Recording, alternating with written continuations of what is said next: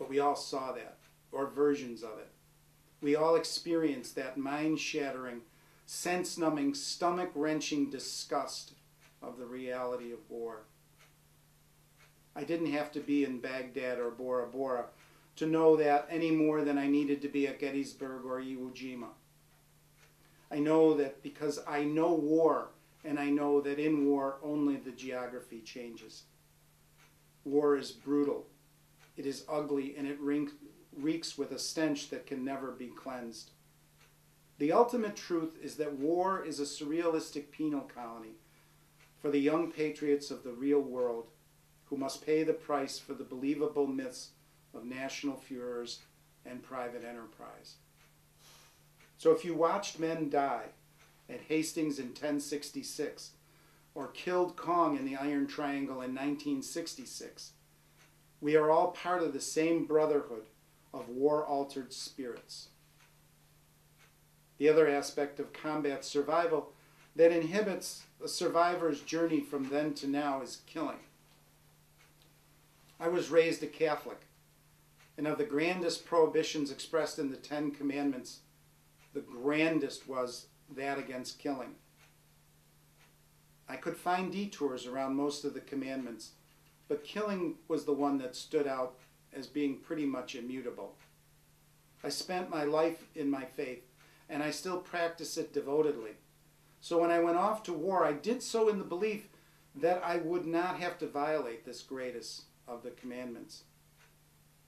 So when I did, when I shot an enemy from ambush and ended his life, I ended part of mine as well. I had crossed the line from which I knew there would be no return.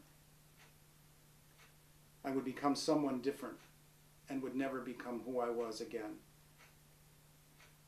I was not only ready for punishment, but almost eager for it, eager for the atonement that would expiate my guilt at violating the most inviolate commandment of the Judeo-Christian ethic.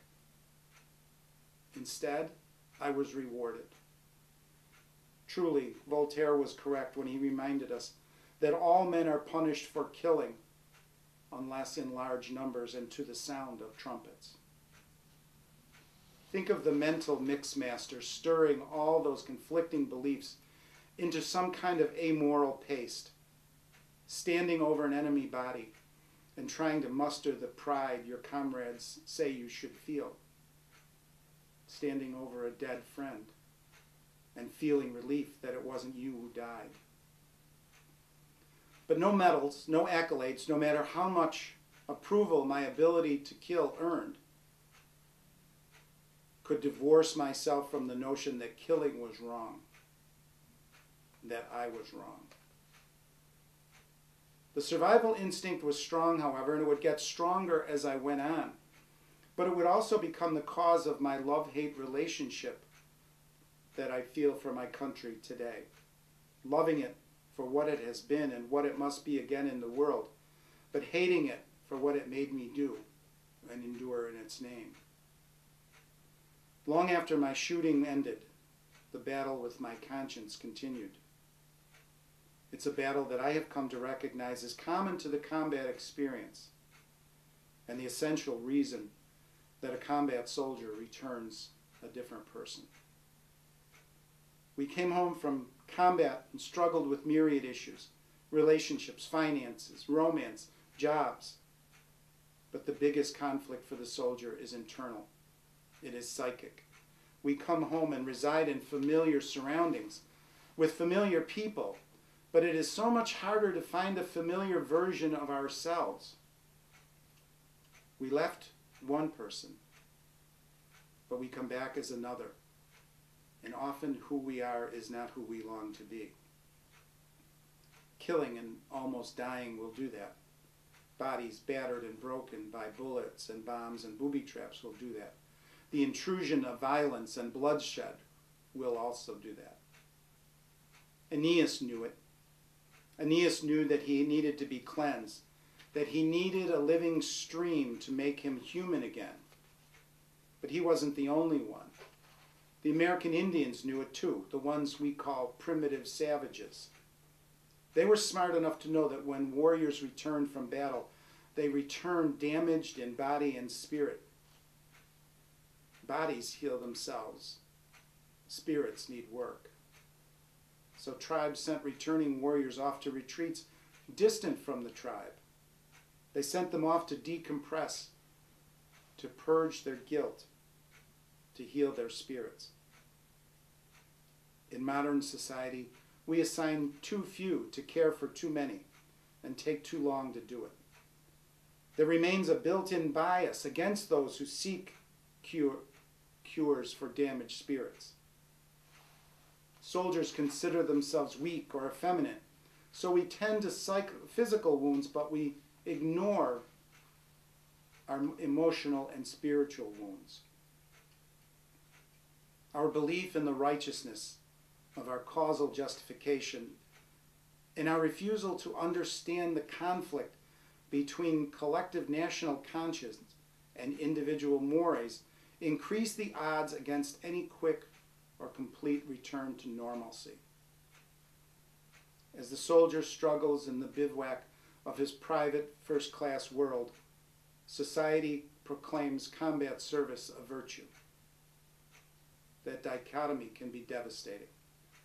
The veteran finds he is unable to be who he was, unable to connect with who he is, and over time just becomes unable to be unable anymore. And the tragic aspect of the story is that none of this is new. The ancients knew what the stress of mortal combat can do. They understood survival guilt as well as anyone. They knew the healing spirit and cleansing the guilt were essential parts of recovery. They knew it and addressed it long before we did in modern society. What they recognized remains for us to do and for us to perfect. It would be wonderful to believe that we have the will and the willingness to make war obsolete. But I'm not that naive. So we must instead make the living stream of psychic healing part and parcel of our understanding of war. Time is not the only measurement of the distance we've traveled since the Roman poet Horace wrote, Dulce et decorum est pro patri morti. It is sweet and fitting to die for one's country. We're much closer to the sentiments expressed by Ernest Hemingway in World War II, when he wrote, in the old days they wrote it was sweet and fitting to die for one's country. In modern war, there's nothing sweet nor fitting. You die like a dog for no good reason. I will leave it to others to decide the reasons for which our soldiers die, and I am not about to judge the merits of their deaths. I salute sacrifice, and I am humbled by service. My mission today has been to start the search for that living stream. For those of us whose lives are testaments to the effects of war, and for those who still struggle today with the need to heal, to cleanse, to be relieved of guilt. I hope that something I've said today will help us all, veterans, caregivers, loved ones, and medical professionals, find that stream. Thank you.